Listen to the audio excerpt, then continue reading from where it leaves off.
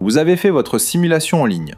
33% d'endettement, tout est bon. Vous arrivez à la banque et là on vous dit « Désolé, chez nous vous êtes à 37%, on ne peut pas vous suivre ». Vous regardez vos chiffres, ils n'ont pas bougé. Alors comment le même dossier peut-il afficher deux taux différents ? Parce que le taux d'endettement n'est pas le calcul mécanique que tout le monde imagine. Et quand vous aurez compris où la banque place vraiment le curseur, vous pourrez le faire jouer en votre faveur. En moins de 5 minutes, je vais vous montrer 3 choses. D'abord, ce que la banque compte vraiment comme revenu et comme charge parce que ce n'est pas ce que vous croyez. Ensuite, le calcul exact avec un exemple chiffré de bout en bout. Et pour finir, le secret que peu de gens connaissent, 20% des dossiers ont le droit de dépasser le plafond. Moi, c'est Erwan, courtier en crédit immobilier en Bretagne. On y va. Première chose à comprendre, le plafond de 35% est fixé par le Haut Conseil de stabilité financière. La règle est officielle, son application, elle, ne l'est pas.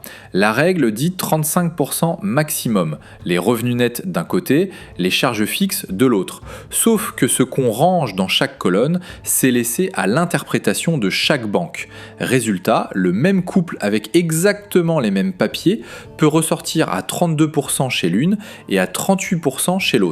Le curseur n'est pas dans vos chiffres, il est en face de vous. Commençons par les revenus. Il y a 3 catégories. Ceux retenus à 100%, votre salaire net, vos pensions de retraite, les allocations familiales qui vont durer. Ceux retenus à moitié, vos primes et vos bonus, comptés entre 50 et 70% selon leur régularité, et vos revenus locatifs retenus à 70 ou 80%. Et enfin, ceux que la banque ne compte pas du tout, le chômage, les heures supplémentaires irrégulières, les revenus de placement. Entre deux banques, ce simple choix d'interprétation, ça peut représenter 300 à 800 € de revenus par mois. Côté charge, même logique, vos crédits en cours comptent à 100%, ça vous le savez. Mais il y a les pièges qu'on oublie. Un découvert qui revient chaque mois sur vos relevés est vu comme une fragilité. Et vos paiements en 3 ou 4 fois, type Cdiscount, la banque les assimile à du crédit. Tout ça pèse sur votre taux. Avant d'aller plus loin, si vous voulez savoir où votre dossier se situe exactement, le lien vers une étude gratuite est en description. Gardez-le sous la main, on y revient à la fin. Passons au calcul. La formule est simple, le total des charges retenues divisé par le total des revenus retenus fois 100.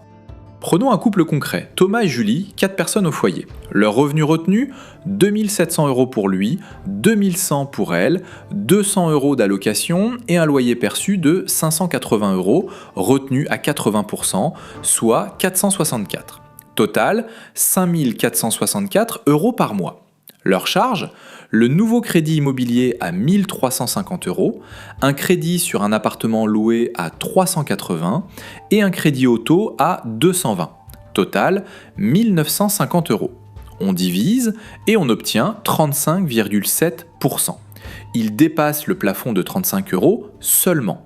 35 € par mois et le dossier bloque. Si ce genre de détail peut vous éviter un refus, abonnez-vous, je décortique un profil par semaine. La prochaine fois, on verra comment emprunter quand on a passé 55 ans. Mais restez, parce que je vais vous montrer comment ce couple passe quand même.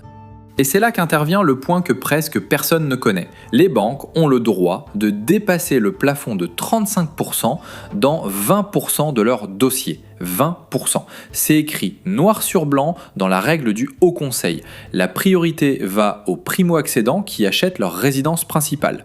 Donc si vous êtes primo-accédant, à 36 ou 37%, avec un reste à vivre correct, vous avez vos chances. Et ce reste à vivre, c'est le deuxième levier, c'est ce qu'il vous reste une fois toutes les charges payées. Visez au moins 1 200 € par adulte et 400 par enfant. Une banque peut accepter de dépasser 35% si ce reste à vivre est confortable parce que vous continuez à vivre normalement. Pour notre couple, il suffit d'attendre la fin du crédit auto ou de demander explicitement l'étude en dérogation. Et le 35,7 repasse sous le plafond. Alors si votre banque vous a dit non à cause de votre taux d'endettement, ne prenez pas ça pour un verdict. Une autre banque, une durée rallongée, un petit crédit soldé, une dérogation demandée au bon endroit, il y a presque toujours une marge. Trouver la bonne banque et monter le dossier au bon format, c'est mon métier. Allez sur lemenhir-courtage.fr, décrivez-moi votre projet en 2 minutes et je vous dirai clairement si ça passe, avec quelle banque et pour quel montant, gratuitement, sans engagement. Le lien est en description et en commentaire épinglé. Abonnez-vous pour la suite et à très vite.